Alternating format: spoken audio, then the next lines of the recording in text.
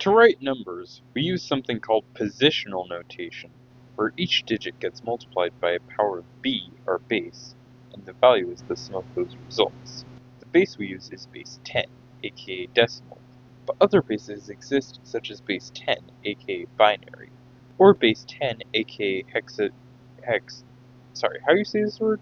Okay, so how positional notation works is, we have some digits we can use, and we can put them in these places.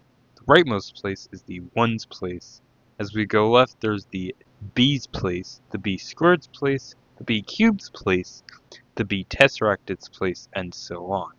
Letting us write anything past our final digit, such as 271, which is literally 200s, 70, and 1. In other words, with a base b, the place values are b to the power of an exponent e. But what if it wasn't like that? We're going to get rid of this b and only focus on e. What can we apply to e without getting another number involved? Yeah, that's right, factorials. A factorial is repeated multiplication, like exponents, but unlike exponents, the number changes. In this unique base called Base Factorial, or Factorimal, each place value is simply e factorial, aka e.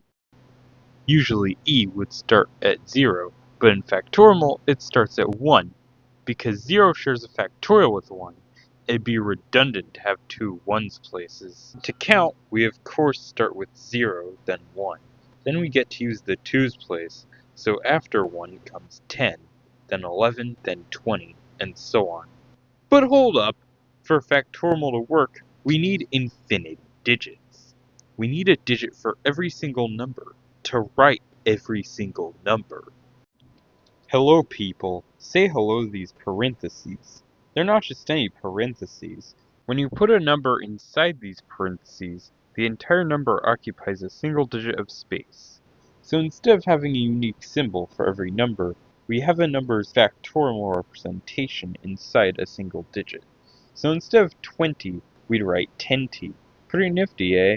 So now we can count to anything we want, without really using a specific base.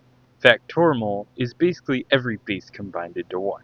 Anyway, do remember which digits can go where. You can't just write parentheses inside each other all willy-nilly. The highest digit that can go in the e place is e. So for example, you can have a 3 in the 3's place, but not in the 2's place. You also can't have a 4 in the 3's place. This will help you count in Factorial. After 4, 3, 2, 1 comes a 1 with a quadruple circle, like how 10,000 in decimal comes after 4 9s. Let me demonstrate how to convert a number to Factorial. Let's start with 107. It's important to know the number of digits. This is determined by the largest factorial smaller than our desired value. 5 is too big, but 4 is small enough. So our number will be 4 digits. 107 divided by 4 is 4 with a remainder of 11. So we put a 10t in the 4's place. 11 divided by 3 is 1 with a remainder of 5. So we put a 1 in the 3's place. We finally cut 5 in half to get 2 with a leftover 1. So 107 in Factorial is 20,121. Here's another example, 271 from earlier. It's greater than 5, but smaller than 6, so it'll have 5 digits.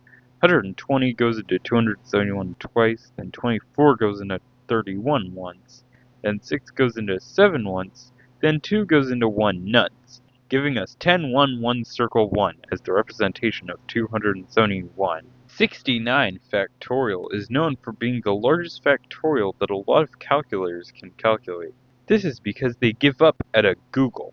The exclamation of 70 is bigger than a googol, but the exclamation of 69 isn't, making a googol a 69-digit number. Nice. This is what a googol looks like in Factorial, by the way. And this is what hexagonal's googol, aka infinity, looks like.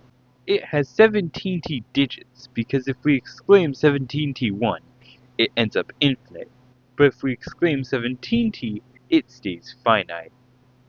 Thanks for watching. I'll make a video in the future that focuses on arithmetic in Factorimal, so stay tuned for that.